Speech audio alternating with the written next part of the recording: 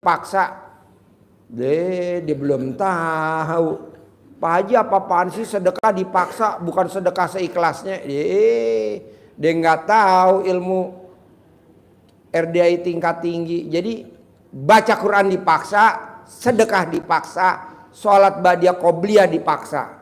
Lihat hasilnya Pak, Bu. Ayo lanjut. Ya.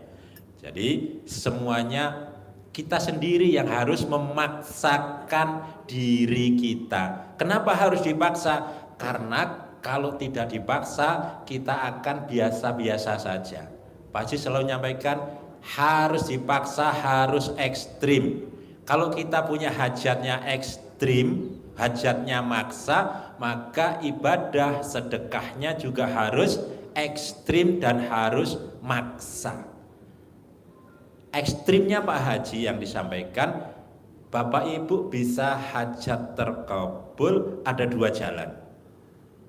Bapak Ibu bersekutu sama setan, bisa kaya raya, hajat bisa terkabul.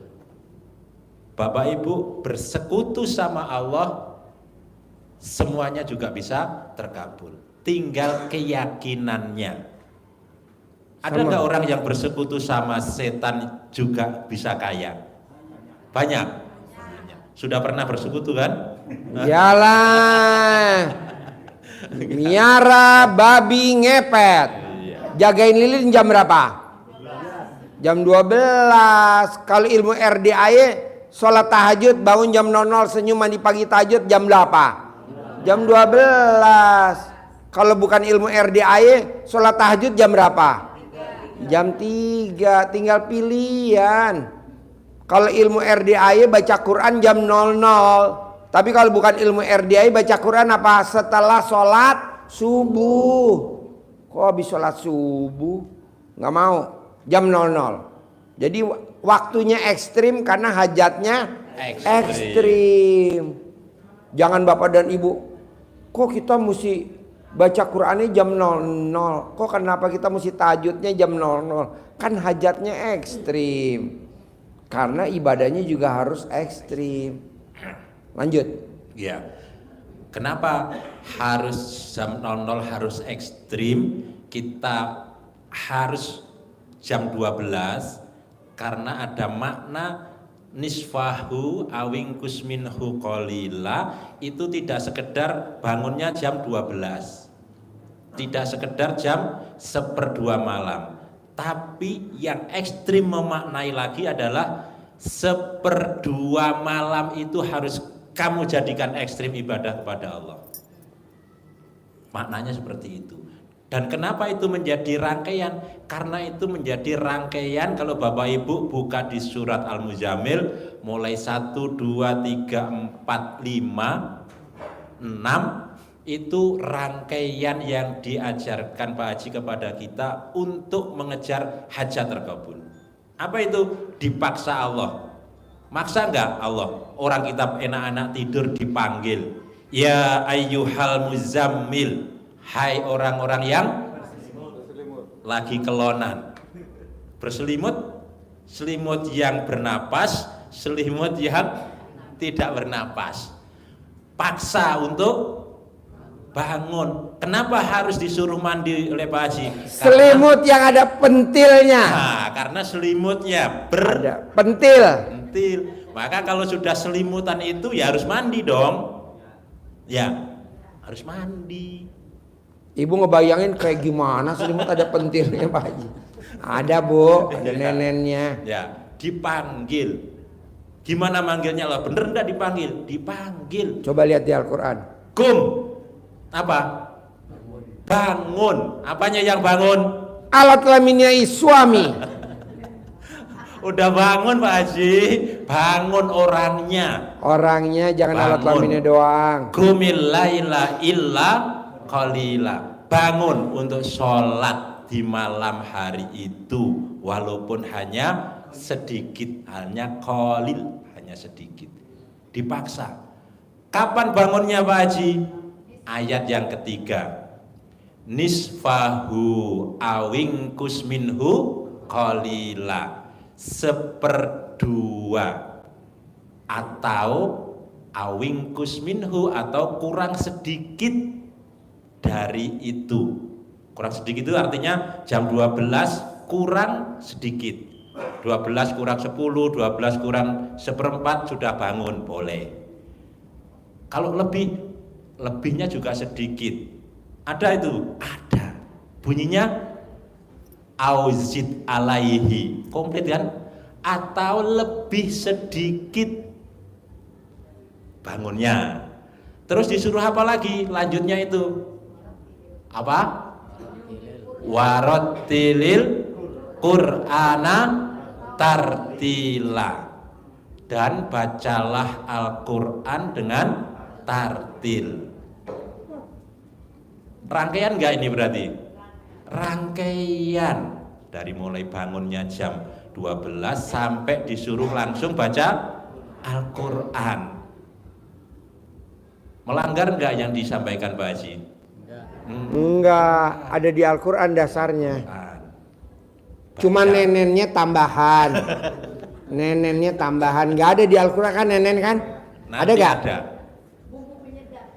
Bumbu penyedap, setuju gak tuh? Miwon, bumbu masak, miwon, pala botak, bloon. Apa kehebatan, kelebihan, kenapa Allah memaksa kita untuk seperdua malam sampai subuh itu menjaga ekstrimnya ibadah kita kepada Allah?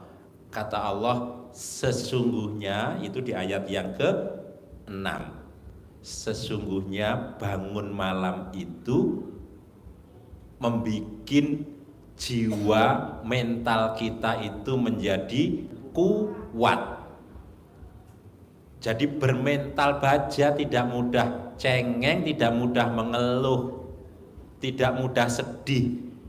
Jadi dengan melakukan ini otomatis sifat 18 akan hilang.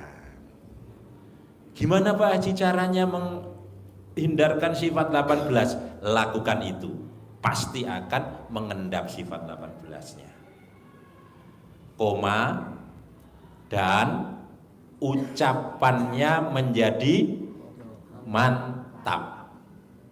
Artinya apapun yang kita ucapkan, karena lisan kita dihiasi dengan bacaan Al-Quran, kita dekat dengan Allah. Hajat kita, permohonan kita, apa yang kita ucapkan terkabul. Bisa enggak kita terkabul? Bisa. Ada enggak yang contoh bisa begini terkabul? Contohnya adalah kisah di Nabi Sulaiman. Nabi Sulaiman ditawari oleh jin, Ifrit namanya. Nanti Bapak Ibu cari di mana Ifrit berada. Karena dia sok menawari itu. Saya sanggup memindahkan istana Ratu Balkis sebelum Tuan beranjak dari duduk. Sebelum berangkat pantatnya dari duduk, nah sebelum duduk singgasana itu istana Balkis bisa dipindahin nama jin Ifrit. Padahal ada yang lebih canggih lagi tuh. Ada yang lebih canggih lagi. Ilmunya Siapa itu? Allah.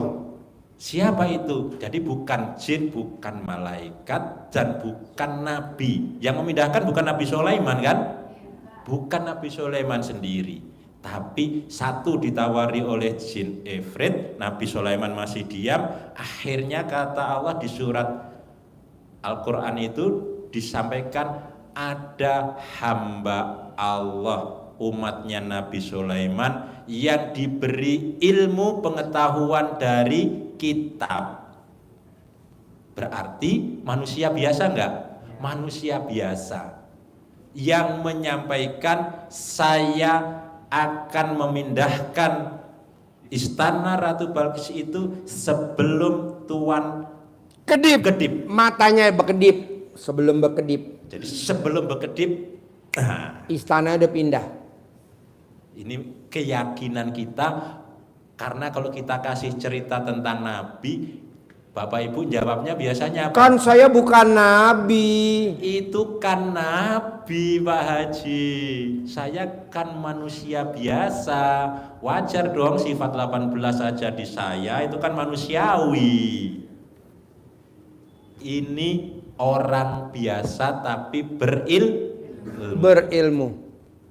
Artinya bisa. Bisa. Ini keyakinan yang harus kita bangun. Jadi semua tadi itu, rangkaian tadi didasari harus dengan keyakinan, yang istilah Pak Haji harus bulat dan keras.